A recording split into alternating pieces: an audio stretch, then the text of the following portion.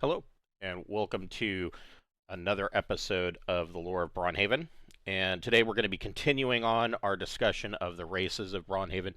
Last episode we talked about humans and halflings and half races, and that episode really we were starting at the bottom end of the life expectancy. So humans you generally live to about 75 to 90 years old on the top end. Um, Halflings, of course, their top end is about 115 to 120 years old.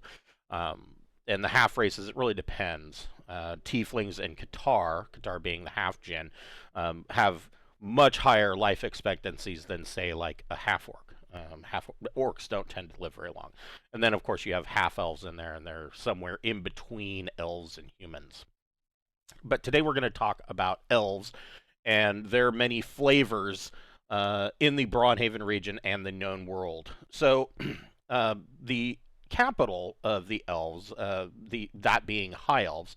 So if you're talking about just the standard elf from the um, Old School Essentials Player's Handbook, you're talking about the elf, and they really most of them come from the Sylvanas Forest.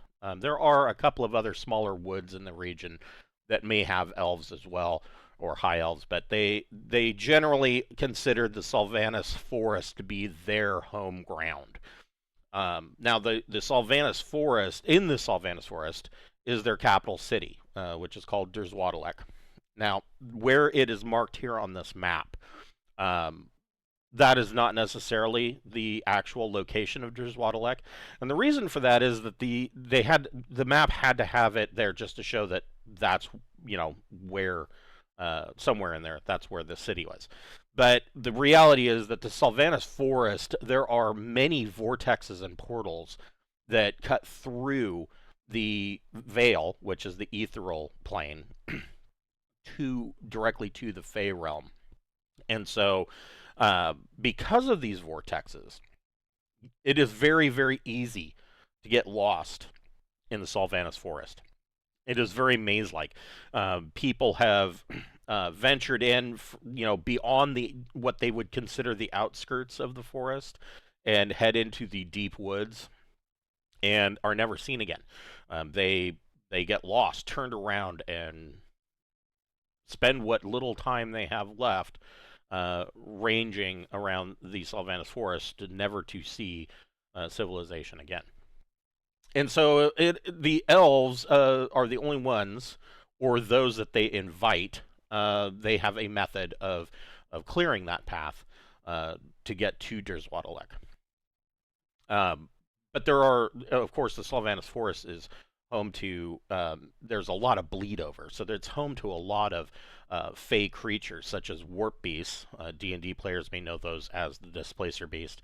Shrivelkin are common, and Shrivelkin are similar to they are a fey realm goblinoid type, but they are covered in a chitinous shell, and the older they are, the more moss and mushrooms and things of that nature they have growing on their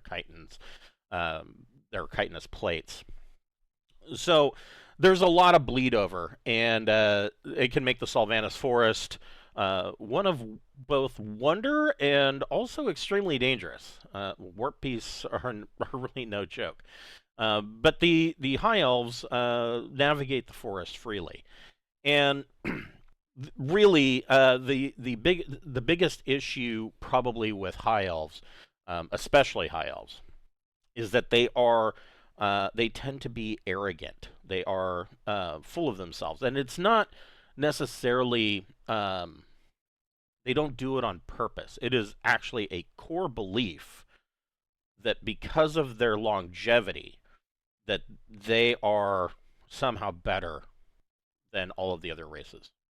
It is just a nature of living for so long, and gaining so much wisdom and knowledge over those years, that their core belief is that they are superior.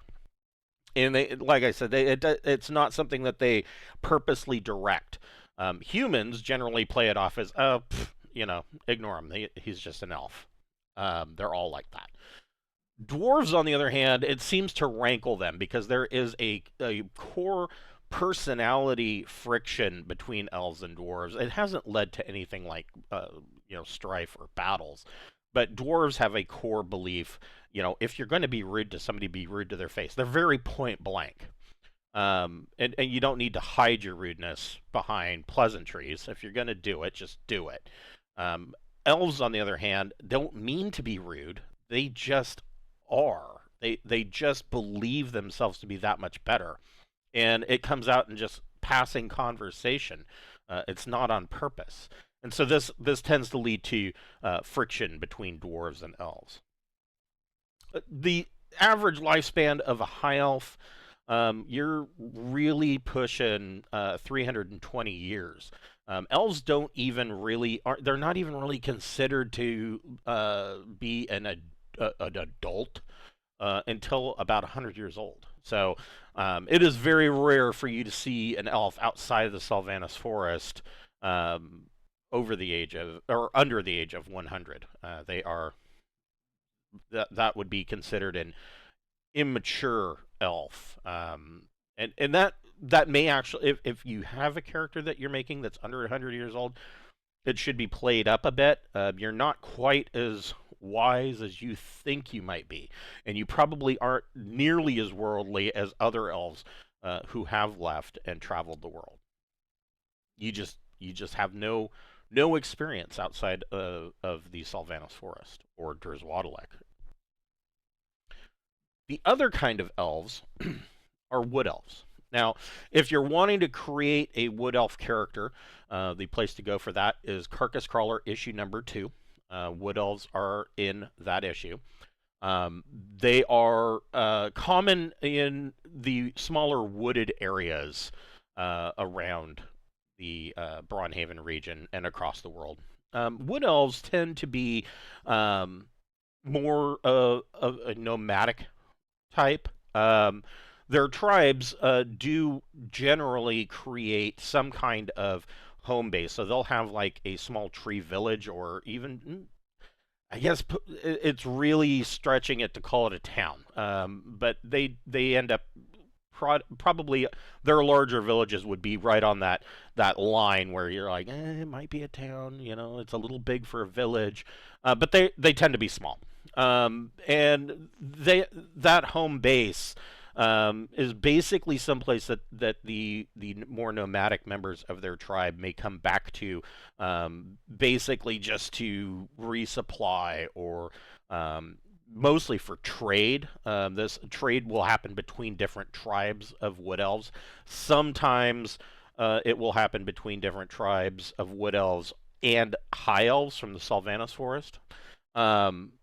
And occasionally there is a meeting of the minds. Wood elves tend to be, because of their scouting abilities and ranging abilities, they do tend to be more of the ranger classes than the high elves. High elves, they have a large number of rangers, but they really do tend to focus on their magic using.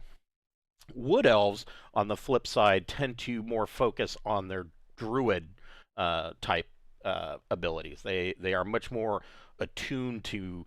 Elves are going to be attuned to nature naturally, but high elves tend to gear themselves more towards the arcane, while wood elves have a much more religious and divine aspect to them. So high elves are automatically are able to cast as magic users, whereas wood elves tend to cast as druids. Wood elves have a long lifespan as well. Probably not quite as long as high elves, but you're still talking 310, 315 years. Wood elves tend to live a much harsher life than the high elves. High elves in their home, they're fairly posh, whereas wood elves are a little bit more rough and tumble. The wood elves also don't have that, because they are more down to earth, and because of their nomadic lifestyle. They tend to not be quite so haughty and arrogant like the high elves are.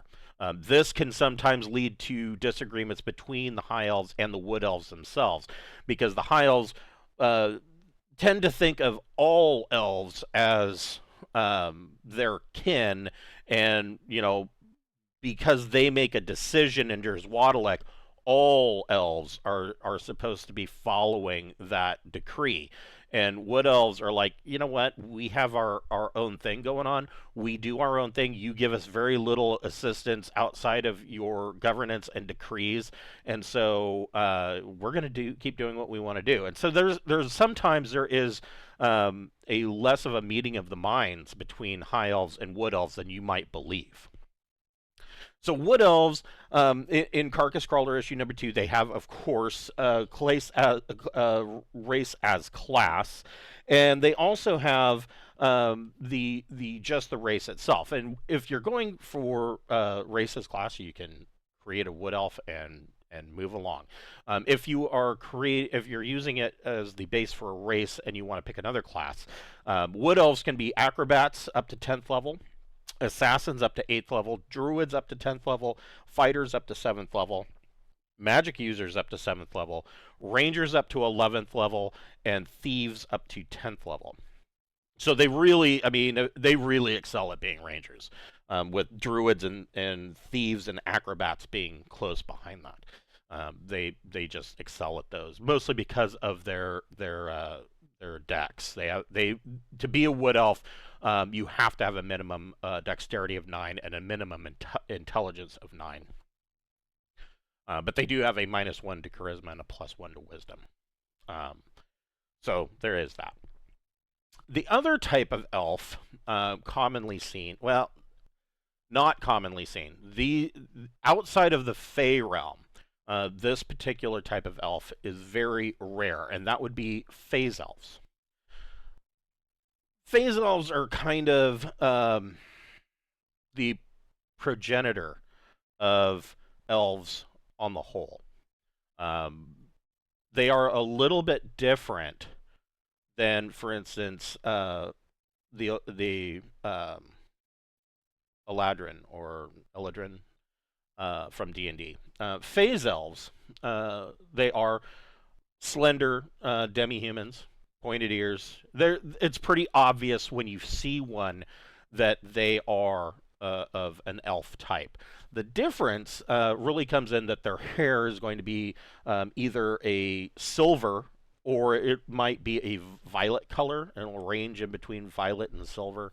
And their eyes are pupilless. They have eyes that are either all pure white or they have eyes that are all pure black. And that eye color can change in the same individual, because phase elves have dual personalities. They have a dual persona. And so they have two independent, interconnected personalities. One phase is their fighter phase, where they can use all weapons, all weapons and armor, just as a fighter. And when in that phase, their eyes are all white. When they are in their other phase, which is their magic user phase, their eyes are all black, and everything that would apply for a magic user would apply to them. Every morning, they can choose which size or which persona they want to phase into. Generally, these two personas have differing personalities. They may actually even have different alignments. Each phase is completely knowledgeable of the actions of the other phase. So if yesterday the phase elf was in fighter phase, and this morning it goes into magic user phase, it will remember everything it did yesterday as a fighter. They generally use the same name, but they are pretty much two distinct personalities in one body. Now, they also have a long-ranging life. They tend to phase elves tend to live upwards of 330 years. They are the longest lived of the elves, outside of Hephaestus. But they tend to stick to the Fey realm. And if they do come to the Prime Plane, and if you do run into one in the Braunhaven region, they do not really talk about where they came from. That, I mean that's just it. They're like, nope, not going to talk about that, or they will make up some story about how they don't remember, which is usually all but completely untrue. They perfectly well know where they came from. They remember, and in a lot of cases, if you do run into a phase elf in the Braunhaven region, they're stuck here, and one of a good hook for why are they going adventuring? They're trying to find a way back to the Fey realm, and that might be harder than you might think. You might suggest, well, just walk into the Sylvanas Forest and you'll find a vortex or a portal and you can step through it. Except those vortex and portals don't always go directly to the Fey realm. In a lot of cases, they go to some locked off demi-plane that they don't want to live there either. They want to get back to the core Fey realm and not some mist-shrouded demi-plane that they're permanently trapped in until they do whatever they need to do. So that could be a hook if you're playing that kind of character. Phase Elves, if you're playing, of course, races class is available if you just want to get started and go. But Phase Elves can also just be a race, and they can play. You can play a Phase Elf up to 10th level as an acrobat. 10th level as an assassin, 7th level as a fighter, 11th level as an illusionist, 10th level as a knight, 11th level is a magic user, 10th level is a ranger, and 10th level is a thief. So illusionists and magic users, they really tend to excel at as a race. Of course, acrobat, assassin, knight, and thief are a close second. I find it interesting that they can only go to a maximum of 7th level, but I think that may be because of their additional abilities. But I find it interesting that they could be a knight up to 10th level. So, I mean, there is some interesting play in there if you want to play a rather unusual elf. The last kind of elf, and very unusual to actually run into them in the Prime Plane, is the Hephaeston. Hephaestons are elves, but they are really native to the Shadow Realm.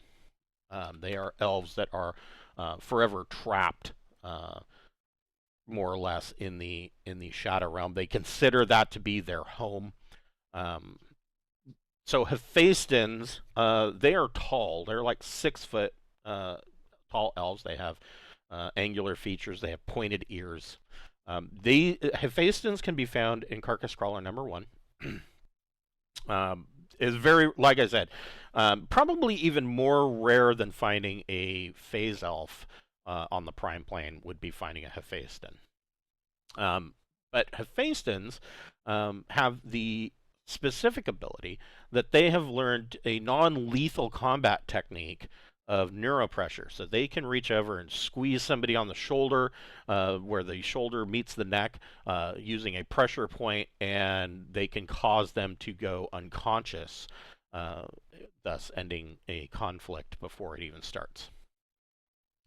Hephaestons, naturally, race is class, but if you want to play the race, acrobat 10th level, assassin up to 10th level, cleric up to 7th level, fighter up to 7th level, illusionist up to 11th level, magic user up to 11th level, and thief up to 10th level. And so those are the main species of elves. Hephaestons, should be noted, they're because of them coming from the Shadow Realm, they have a much longer lifespan, nearly 400 years. And when they are in the Shadow Realm, they appear almost to be normal elves. Here in the Prime Plane, they appear to have very angular features. They're gaunt, thin. They look like elves that have been put through the ringer. They tend to be pale, and so in the Shadow Realm, they are quite normal looking, but their features change a bit while they're in the prime plane. So those are our elves for the Braunhaven region, and like I said, get your carcass crawler issues if you want to play, an elf that is a little bit different. Those two issues, carcass crawler number 1 and number 2, that will get you covered for your elf races throughout the Braunhaven region. Next time, we will be discussing the dwarves and how they interact with the species and their home region up in the Skelos Mountains. Thank you for watching. I'll see you next time.